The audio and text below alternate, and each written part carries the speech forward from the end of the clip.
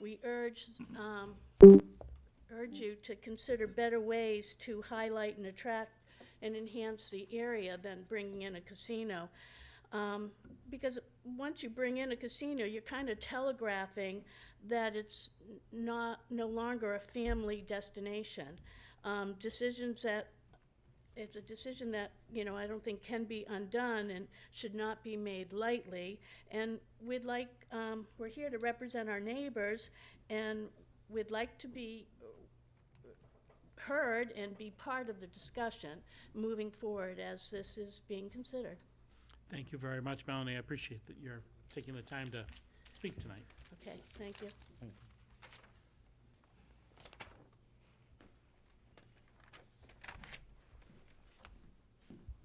Welcome. My name is Sean Flanagan, Allen Ave, my wife Melanie. I would just like to add that the Weirs area is a very historic destination on the lake. And I would hope that the committee would look at other options that might be available to attract more tourists to the area. And I don't know whether a casino is the right avenue to go to attract more guests to the area, to bring, certainly the docks should be looked at to attract more boaters. But I just feel that and the impact on traffic and the impact on parking may come into play with the casino being allowed to operate in that small area. Thank you for hearing. Thank you very much, Mr. Flanagan. Anyone else like to speak? Oh, boy. Representative St. Clair? Welcome. Good evening. Thank you. Hi. Thank you. It's always good for compliments. I'm here to just bring up, I have a question, and maybe you guys can help me. I spoke to the city manager Saturday, and I guess I just wanted to do a follow-up. As most of you know, we're having a presidential candidate here tonight for the city to do a rally, and I think anytime we have attention for presidential candidates coming to the city for rallies is a good thing for the city. It gets us more attention, which is good. However, if there's a cost to doing this outside normal police protection that would be probably requested or required, that's what I'm curious about, is to make sure that if that cost is going to be covered by the candidates, no matter who they are. Because I have, over the many years of my life, have read with interest how other municipalities have been stuck with bills from candidates of all persuasions. So I'm just wanting to make sure that the city is doing its homework to make sure that the taxpayers of the city don't get stuck with a bill for something like this. And again, this had come to my attention, and I had called the city manager up. I did not have a chance to follow up with him today. But it's not just the city manager, obviously. It's everybody sitting at this table to make sure that this type of stuff is paid for. Political candidates can be tough. I know as a political candidate myself, and some of you here at the table know, that when you go and get an ad at the newspaper or the radio, you pay up front. And there's a reason for that. I don't know how this is being handled or how it will be handled in the future, but that was my question, and be interested to see how that works out. Thank you. Perhaps I'd look to the city manager if you care to address that now. Yeah, well, I would be glad to. Short answer, yes. We are invoicing the event, and we would expect payment for the police and fire coverage and any other municipal services that might be involved in this event. Councilor Cheney. As the liaison to police and fire, I spoke with the chief with regards to this. I think the manager will agree with me. We should be looking at, as Representative St. Clair suggested,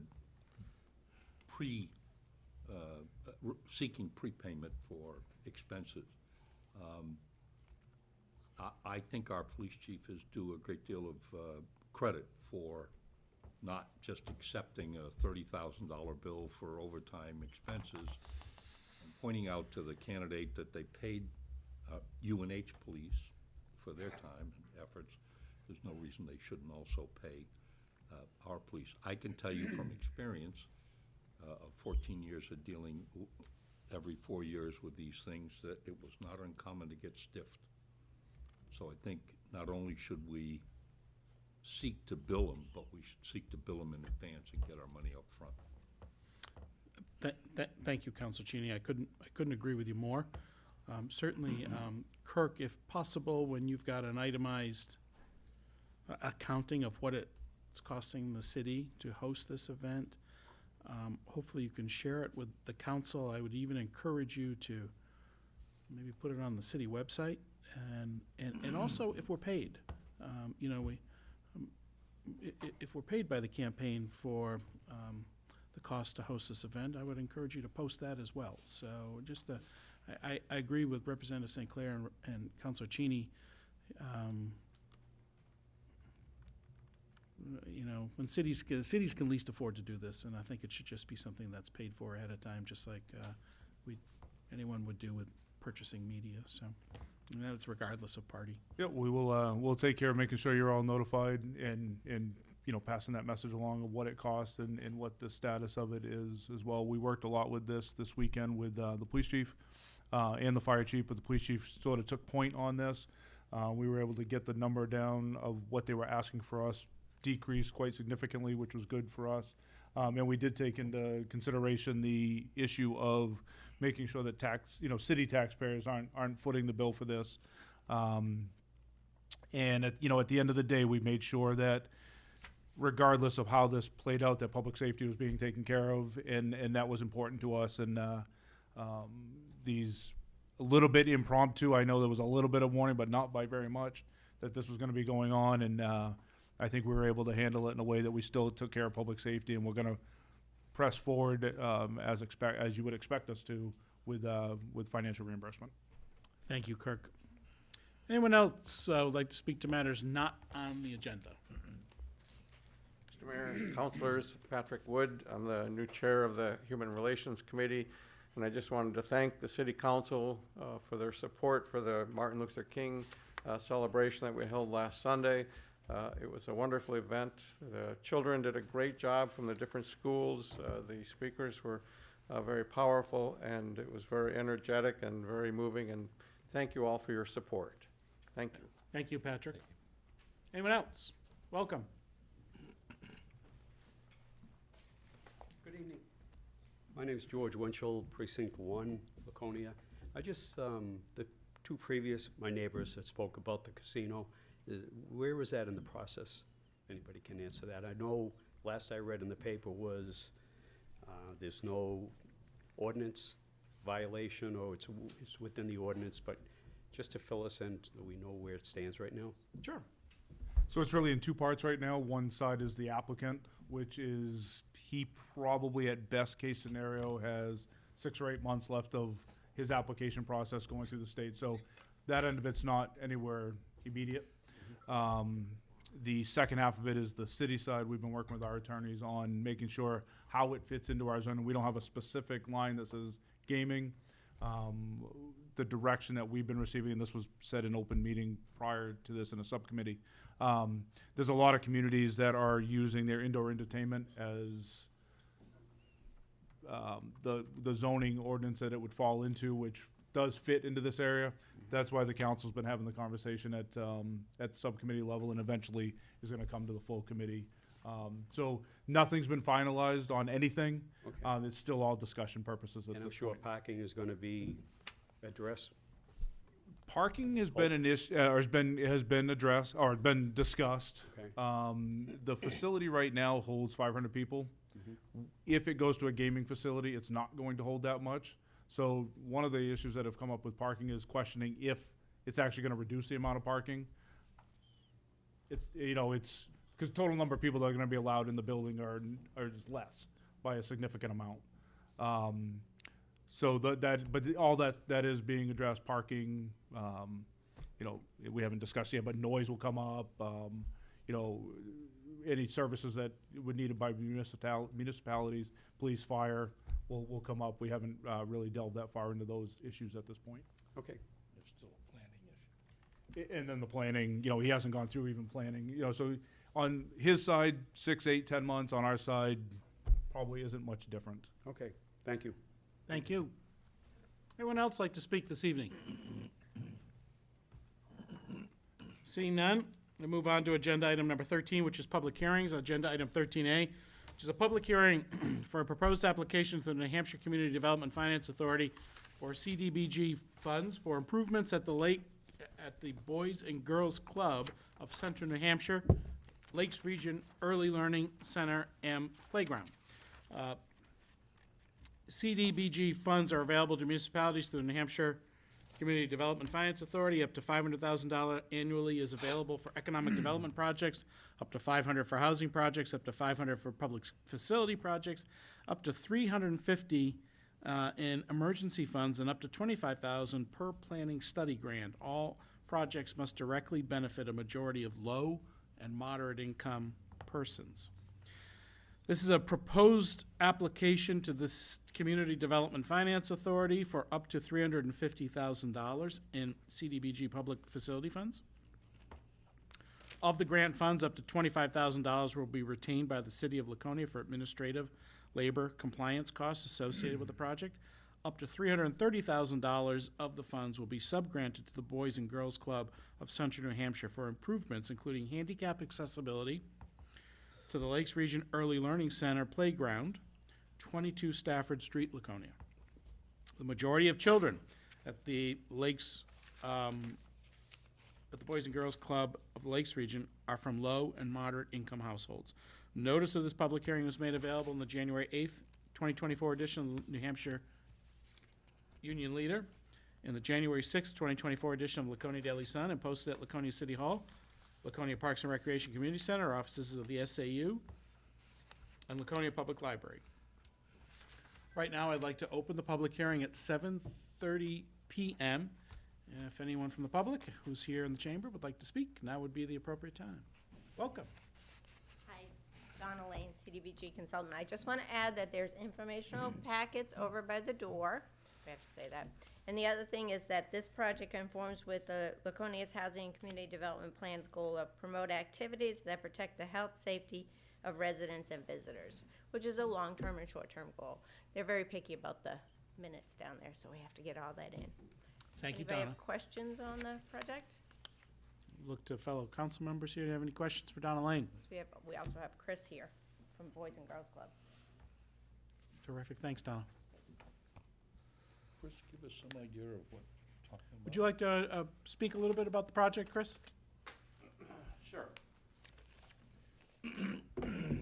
Again, Chris Eman, I'm the director of the Boys and Girls Club, but also oversee the service sites up here. This is at a site called Lakes Region Child Care Services, and they merged with us, it was 4 years ago now.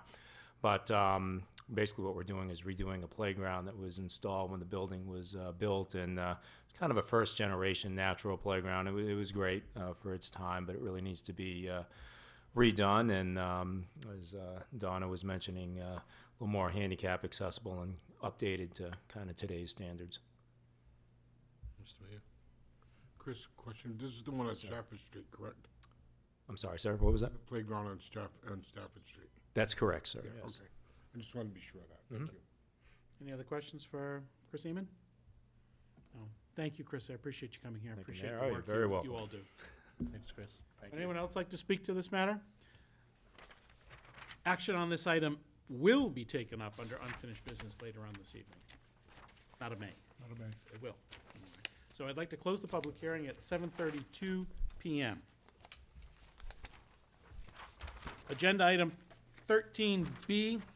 It's a public hearing for residential anti-displacement and relocation assistance plan for the Boys and Girls Club of Central New Hampshire, Lakes Region Early Learning Center Playground Improvement Project. The plan outlines measures under the Uniform Relocation Act required for CDBG projects that involve any displacement or relocation of persons or businesses. If the city were to undertake a CDBG project which involved displacement or relocation, they would follow this plan. The plan outlines the measures they would take to find comparable, suitable housing for persons or businesses displaced or relocated. No displacement or relocation is anticipated for this project. Notice of this hearing was made available in the January 8th, 2024 edition of the New Hampshire Union Leader and the January 6th edition of the Laconia Daily Sun, and posted at Laconia City Hall, Laconia Parks and Recreation Community Center, offices of the SAU, and Laconia Public Library.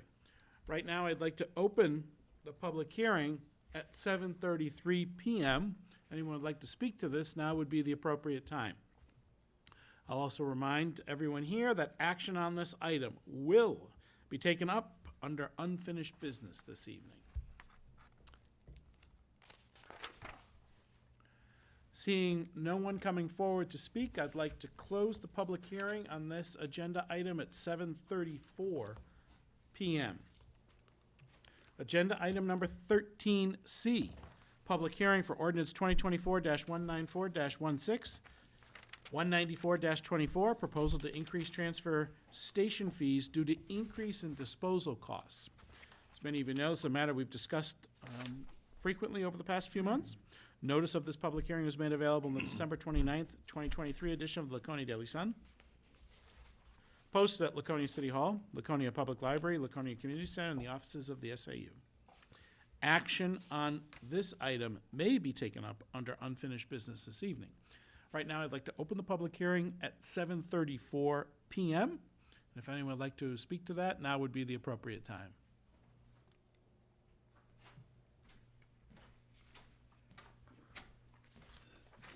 Thank you. Thank you, Charlie St. Clair again. I just want to be sure, because I was a little confused listening to the debate when you talked about this at your last meeting.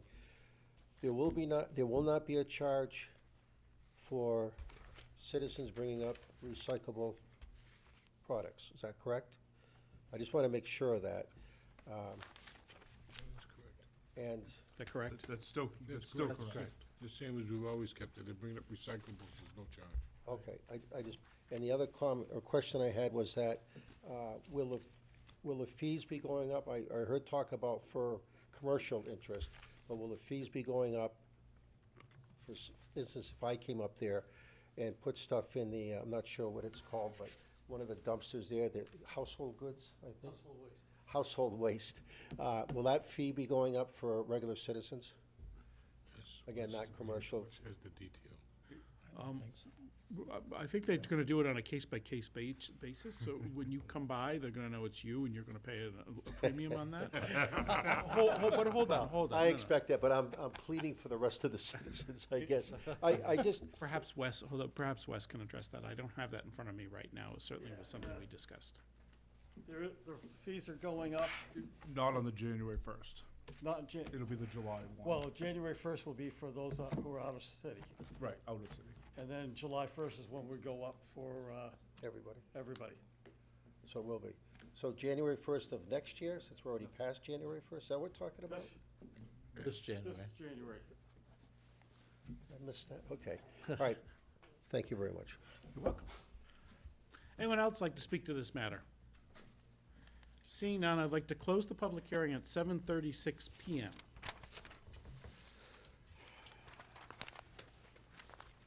Last on our public hearings, agenda item number 13D, discontinuance of all the portions of Right-Way Path and Green Street running northwesterly from New Hampshire Route 106 to the intersection of Eastman Road in the city of Laconia. Notice of this public hearing is made available in the January 12th, 2024 editions of the Laconia Daily Sun and posted at Laconia City Hall, Laconia Public Library, Laconia Community Center, the offices of the SAU. Action on this item may be taken up later on this evening under unfinished business. I'd like to open the public hearing at 7:37 p.m. If anyone here in the chamber would like to speak to it, now would be the appropriate time.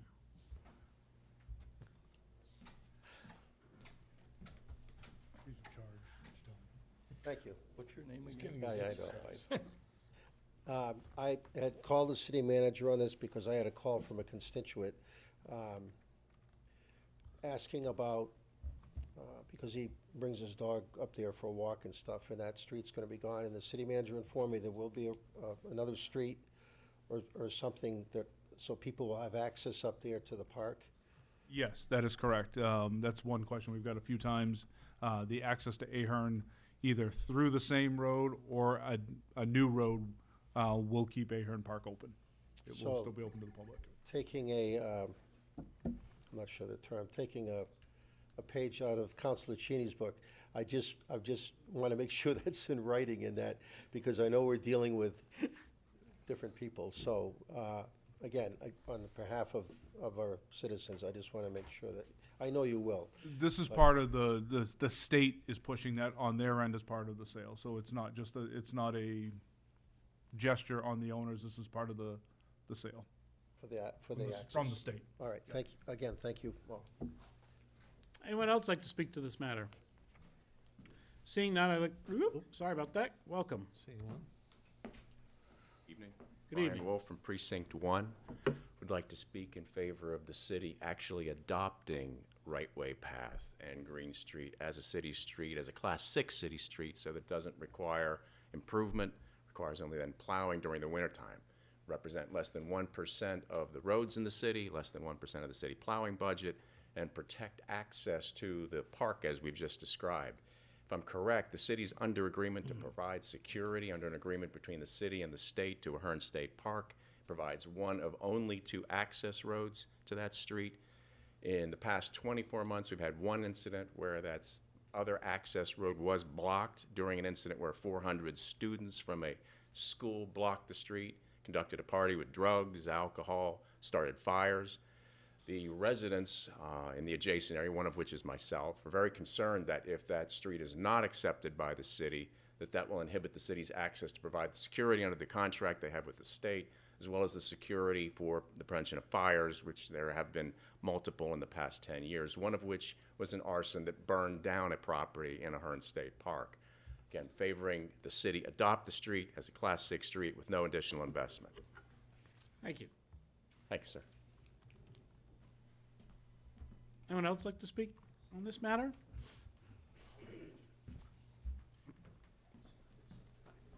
Randall Viola. I own property on Eastman Shore, and I'm concerned about that road being maintained with, as a city bypass, for fire reasons, which, Mr. Wolf stated, as well as, just public access through hiking or whatever through there. Thank you very much, Thanks. sir. Thanks.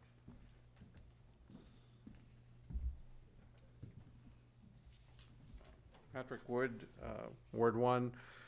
I'm just concerned about the discontinuance of that road and whether there will continue to be some fire protection available up there. If it isn't maintained in any shape or form, as we've seen has happened with a lot of the buildings up there, once the state gets absolute control of it, there's very little that we can do about it. So I'm just concerned that whatever we do, we make sure that we protect ourselves from fires or any other damages. Police and fire need to have access to that area. So I'm not sure what the agreement is with the state, what the state's going to do, but if we step back and walk away from it, are we opening ourselves up to some potential problems? So that's my question. So just Let me just make a quick comment. So at this point, where this stands is the state is, as part of the sale, both sides of the property are part of the sale. So that leaves this road running through the center of it. The state is the one doing the discontinuance. What we need to do, and it's discussed in the motion, is determine if we want to take it on as a city street or not. If we do nothing, it defaults. If we, Defaults to us. Or we say, no, we don't want it, or the other alternative is to say, yes, we'd like it to be a city street. As far as access goes, we discussed, Ahern is designed to, this whole project is designed to keep Ahern accessible. Once they start doing their full construction, the access for fire, police, that type of stuff during construction is going to end up defaulting to fire codes as to whether or not, there's certain, they have to be able to get in certain ways, so that will be addressed. And post-event, post-building, we're not sure yet. We do know that from our standpoint, we are pushing the developers to build all roads to city specs. And we have not gotten to the decision-making piece yet of if there'll be city-accepted streets or not. But we know we're a ways away from making that determination. But step one is to make sure that they build at city specs so we don't have any issues like what's being discussed moving forward. So that's sort of where we stand right now, and that's why this is in front of you as it is tonight. Okay. Come right up, Patrick. The city manager expresses exactly my concerns. If we wait until construction, we don't know when that's going to be. We have no real feeling as to when this development is going to take place. But if the road is closed now, there's going to be an extensive period of time in which there is nothing done up there. And I am concerned that that road in the condition that it currently is going to get a lot worse, and it could cause some serious problems. So that's my concern. The road leading back to Ahern Park.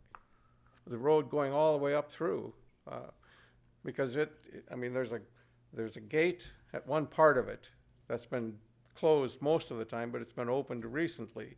But there's a lot of woods in there, and there are a lot of people that go wandering around in there, and there are a lot of things that happen. Those buildings have been used by who knows how many dozens and dozens of people, and pretty well trashed.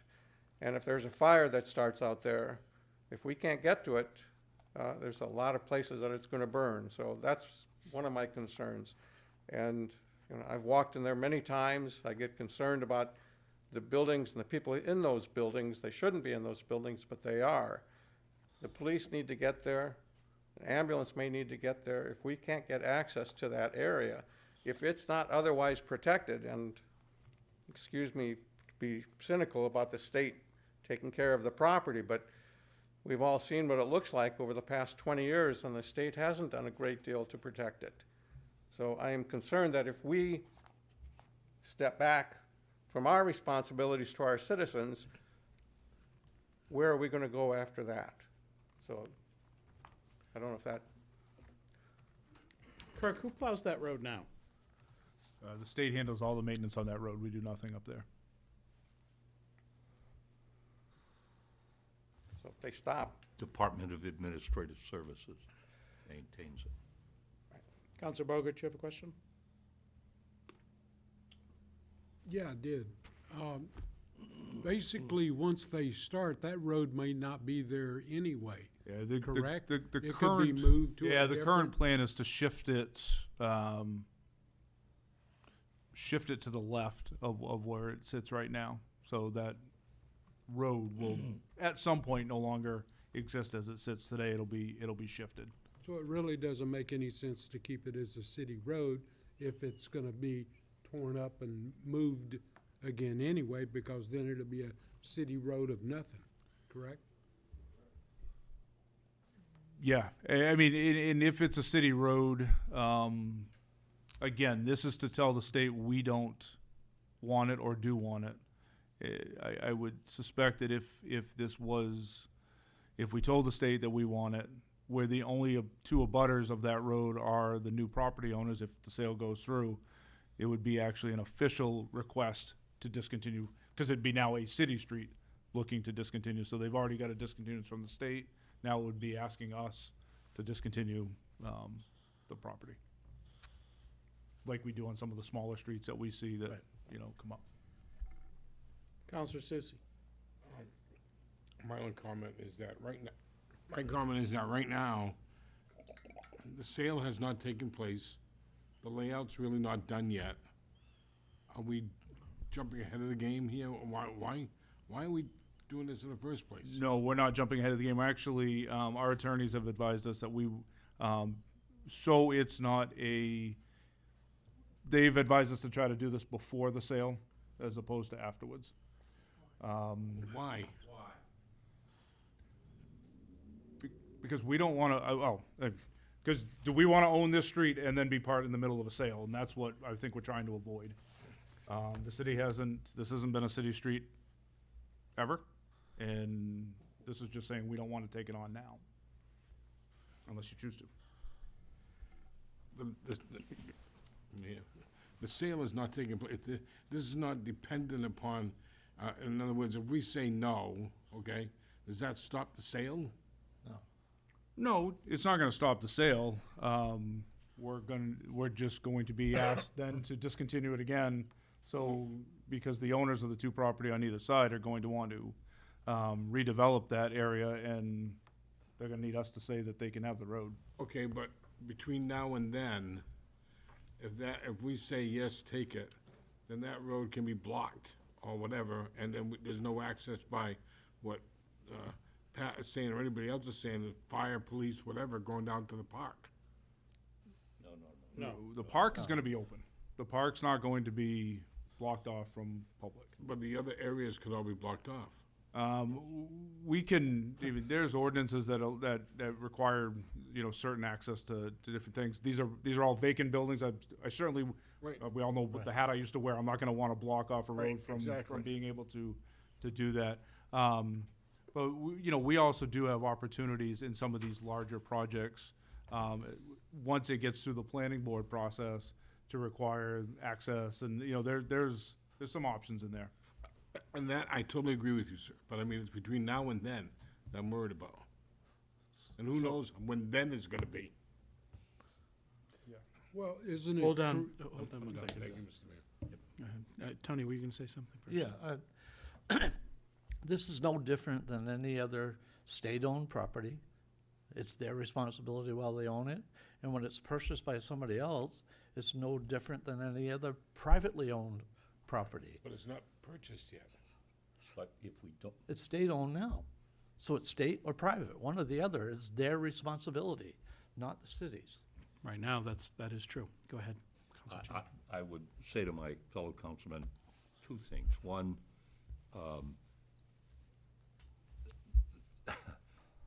the main thing I would say to you is, I drove up that road once or twice a week for 24 years to go to the communications center, and the 100 yards I had to drive wrecked 3 or 4 of my state cars with the potholes and the garbage and whatever have you.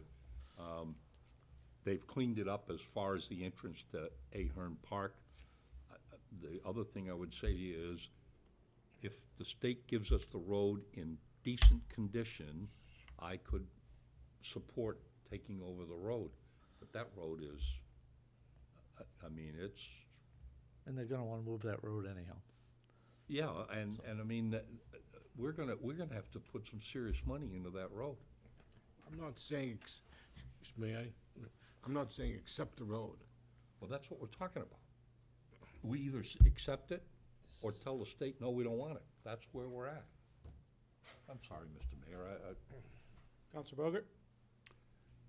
I concur with what you're saying. It's currently owned by the state, and they're required to maintain it, and they should maintain it because the communications center is there up until the point it is physically moved from that location. The developer, once the purchase and sales has been signed, then they would be taking over the responsibility for making sure there's access for police and fire until they either remove the buildings or do their development, so that in case there is fire or something, that's all gonna be either done by the developer or the state. And the city at this point in time would probably benefit better by staying out of that business and letting them do their jobs the way they're supposed to. So what I'm going to do right now is remind everybody this is a public hearing right now. We will be taking this up. We may be taking this Okay. up later Sorry. on. We can save some thoughts apologize. there. Go right ahead, sir. Anyone else want to speak before people come up for a second opportunity? Seeing no one, go right ahead, Mr. Wolf. I just want to make sure that this is a public hearing, that you hear from the public that we concur with Councilman Susi that, you know, the future of the property here is a bit unknown, as we're all discussing. Would the gentleman from Public Works share, if it was accepted as a Class 6 road, is there any significant cost to accept it as is, other than plowing it? The definition of Class 6 road is a city right-of-way, one that we don't maintain. So technically, the public would have access to it, but we have no responsibility for maintaining it. So if we don't maintain it and it goes to hell, how do you get to? Leave it up to the state. Sorry.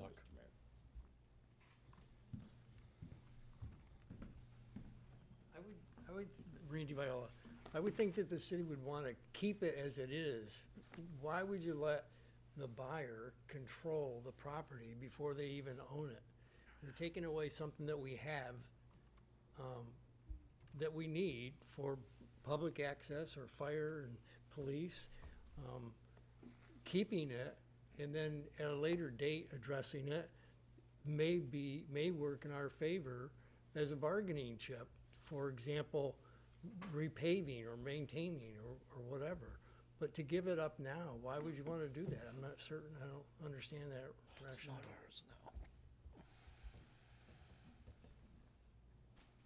Anyone else? Seeing no one, we close the public hearing on this matter at 7:54 PM.